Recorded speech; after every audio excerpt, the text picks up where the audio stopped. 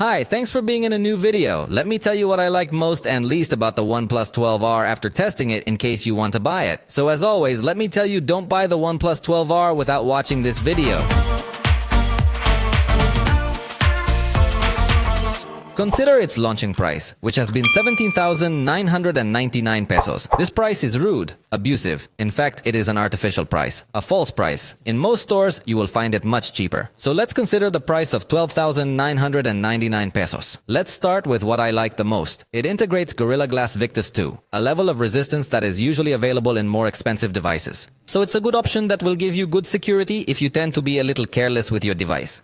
It also integrates the alert slider. This slider allows you to switch between different sound modes. So without the need to turn on your screen, you can set the device to go into full silent or vibrate mode. The display has XDR technology, so the pictures you take with this device are going to be displayed very realistically through this screen, because the brighter areas in real life will also produce more brightness on the screen. The truth is that feeling is super premium. The display has LTPO technology, capable of varying its refresh rate from 1 to 120 Hz. This is a feature that, again, is usually only available on the most expensive devices on the market. I particularly like the front camera at night. Even against night light, it gives a good result. I also like the portrait mode at night. This device also supports RAW photography. If you are one of the most knowledgeable in photography, I think you will know how to take advantage of this mode quite well. The zoom does maintain optical quality at 2x, and even the all-digital zoom at 5 and 10x also gives a good result. So despite not having a telephoto camera, the zoom still seems to me to be of good quality thanks to the built-in image engine. The ultra-wide camera performed particularly well.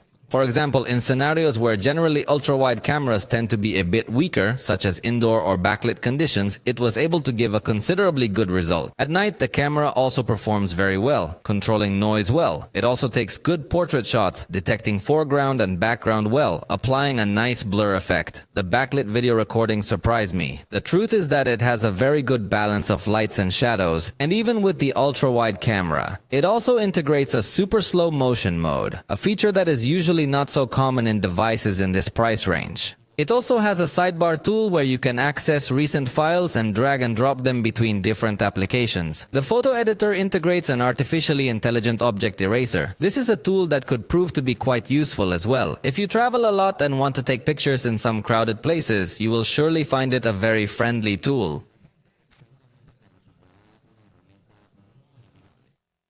The vibration motor is on the X-axis, which means it gives you a very premium feeling. In addition, the operating system takes advantage of it in many areas and even allows you to modify its intensity. It also has very good security tools such as application blocking and similar tools. It supports 100-watt charging, although mind you, I said it supports. I'll complain about something else later. It has a physical proximity sensor. This today, we must begin to highlight it as something positive, because it is increasingly common that manufacturers, even in expensive devices, put virtual proximity sensors. Its processor is the Snapdragon 8 Gen 2. It has 16 gigabytes of RAM and 256 gigabytes of storage. I think we can't ask more from it. It's giving us some very good specs on the performance side of things. So it would allow you to export videos very quickly, and you can have a lot of applications open as well. They're all going to open fast and they're not going to be restarting. But let me tell you what I didn't like. Its distribution is only through online stores. At least that in Mexico. Maybe in other countries this might be different, but personally I think this might discourage some people who don't want to buy online. It only has the IP level of water resistance, so it only resists splashes. But believe me, even devices that don't have this level of resistance officially could also resist splashes. So it falls far short in water resistance. The system equalizer can only be used when you have headphones connected. So if you are one of those who want a more advanced music experience, you are more limited here.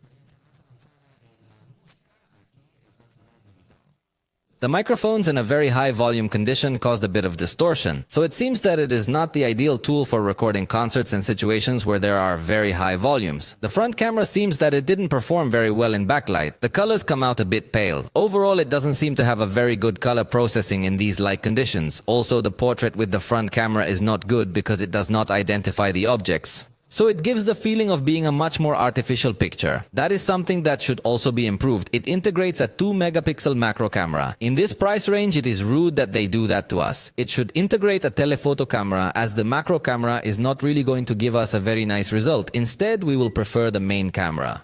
Yumi Isireipe Awa is a...